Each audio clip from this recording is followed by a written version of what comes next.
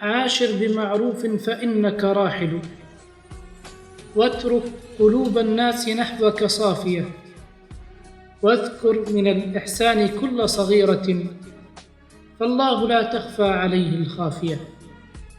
لا منصب يبقى ولا رتب هنا، أحسن فذكرك بالمحاسن كافية، واكتب بخطك إن أردت عبارة، رباه لا شيئا يساوي العافية.